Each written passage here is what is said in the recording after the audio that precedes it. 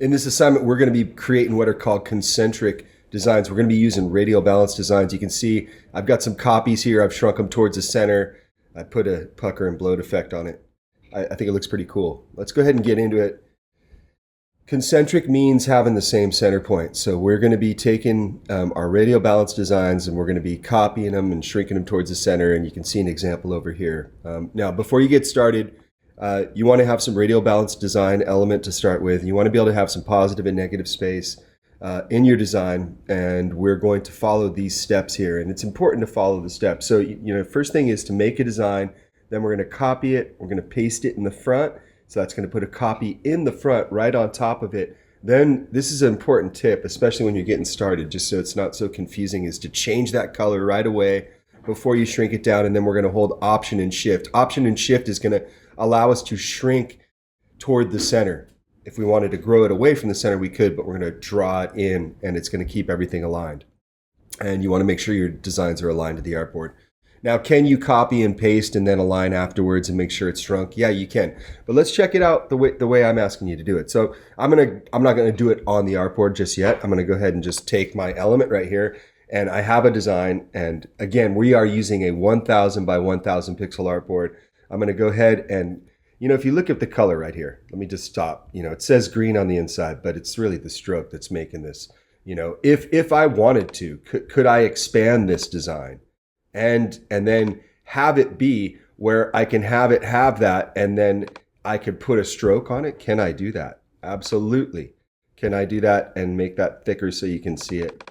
Yes, I can. All right. So actually, I'll go ahead and put this green stroke on it, and I will zoom in so you can see. So I'll go ahead and just use that because that'll give me a little bit more visual interest here. Actually, as I look at that, I'm going to go ahead and change my color here on the outside, give it something a little bit brighter. Okay, so here's what I'm going to do is I'm going to go ahead and click on this, and I'm going to go ahead and copy. That's Command C. So I'm using copy. I can also go up here and press copy. And then the next thing we're going to do is paste in front. That's going to be Command F. So if I press Command F, I'm going to paste in front. And right now what I'm going to do is I'm going to change the color. All right, and then I'm going to go ahead and change the inner color of that right now. I don't know what this result's going to look like. Let's find out. So I'm going to hold Option and Shift right here and drag that toward the inside right there. And as I drag it, I'm trying to see how far should I drag it. And I kind of like the way that when the tips of the outside go in here, I like what's happening in here. So I'm going to take that right there. And that looks pretty cool. And so from there, I could go ahead and take that and I could group that together and align it. But I'm going to go another step further because in your designs, you're going to be needing to be able to create more than just two shapes that are concentric. So I'm going to take these two, I'm going to copy it, Command C, I'm going to press Command F, and I'm going to hold Option and Shift. And this is where, you just got to kind of look at it and see proportionally what looks cool, So right there, I just kind of seated itself. Hey, that looks pretty cool. So what I'm going to do at this point then is I'm just going to select everything. I'm going to press Option to create a duplicate because I'm into trying different stuff out. And I'm going to just take this whole thing. I'm going to see if this is going too far because it might just get to be if I copy this and paste it in front, Command F, and hold Option and Shift. As I drag this in, it just might get to be too much. Okay. But I don't know. Let's see. Let's see what happens. All right. So it's going, oh, okay. Got to go in further there. Let's see how that looks. Oh, that got even deeper there.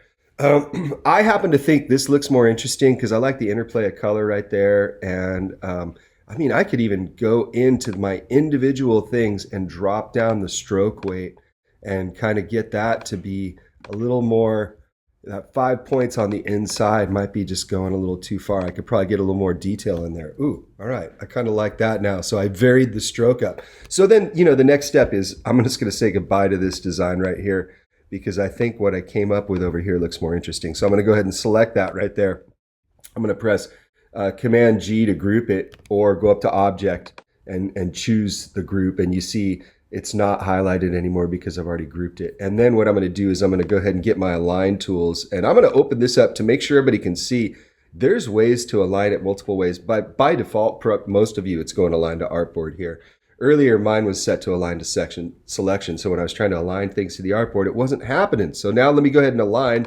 Go center there, center there. And then the next thing to do is just to look at everything inside of that, my artboard. And so if I look at it, proportionally, it's looking good, but I'm actually going to grow it a little bit. I think it's going to look a little bit better if I make it larger. So I'm holding Option and Shift again, and I'm going to leave a little breathing room on the side. I'm not going to want to go too far to the side right there. I'm going to take a look at everything and just say, hey, looks decent. I'm going to save the file here, and then I'm going to go to File, and I'm going to go to Export, and I'm going to go to Export As. Now, something I want to just remind everybody, because I have stuff outside of the artboard, and if I don't click this button, it's going to save everything that's outside of that artboard, and we're being tidy.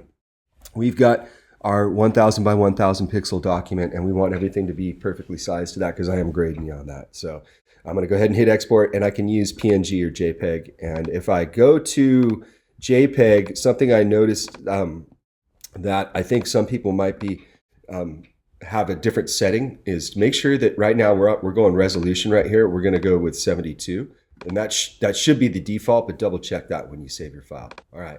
Now we're going to do multiples of these. We're going to be able to have some that have some effects applied to it. We are going to have some that just have, first start out with just, one iteration of concentric designs.